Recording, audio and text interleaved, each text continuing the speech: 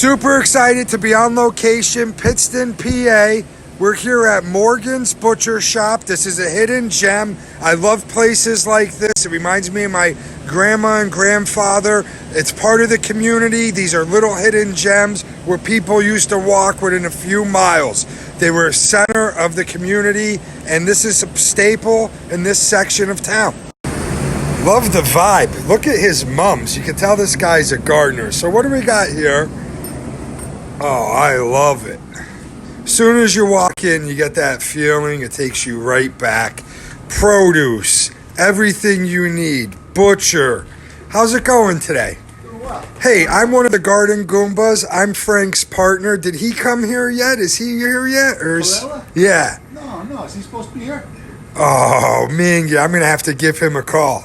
Hey, do you mind if I take a look around before my partner gets here and we...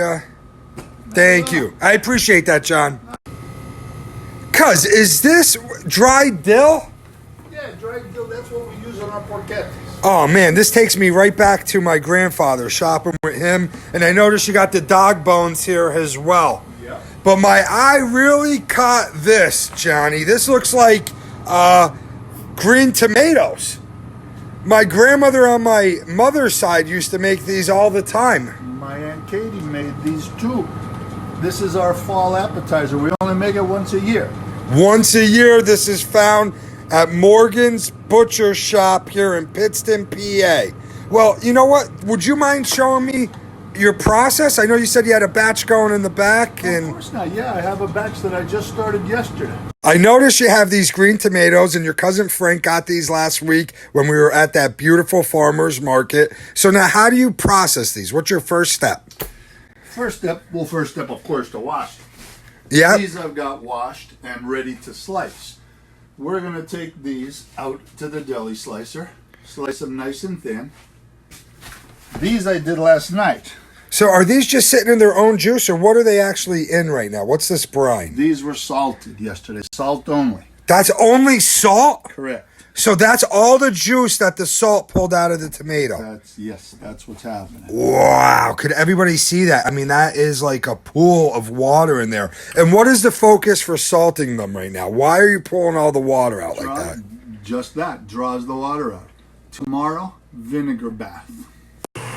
So, John, I know you said your grandmother and aunt used to do these and have to do it by hand and try to slice them as thin as possible.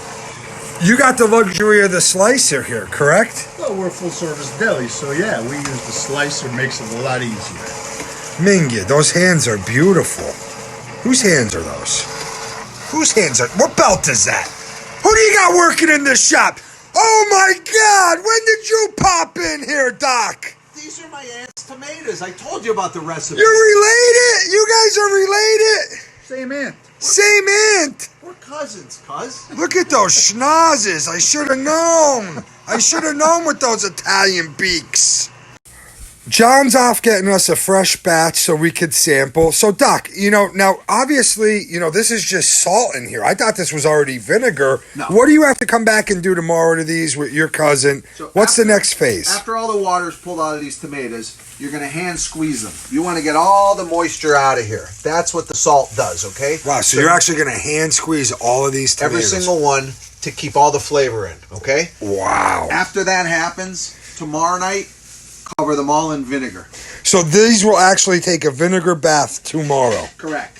And when they're in a vinegar bath, are you washing the salt off of them with the vinegar? Leaving everything the way it is, but here's the deal. The next morning after the vinegar bath, same hand squeeze to get the vinegar out. So you got to squeeze the vinegar out. Now, are you washing them with water at that? Absolutely not. Okay, so that's a big step. So you're just squeezing them. They're still going to have the vinegar or whatever salt residues on them. That's day 2. So now we went through day 1 and 2, Cuzzy. What's day 3 looking like? All right, after you hand squeeze the vinegar out, you start to layer them again in the pan.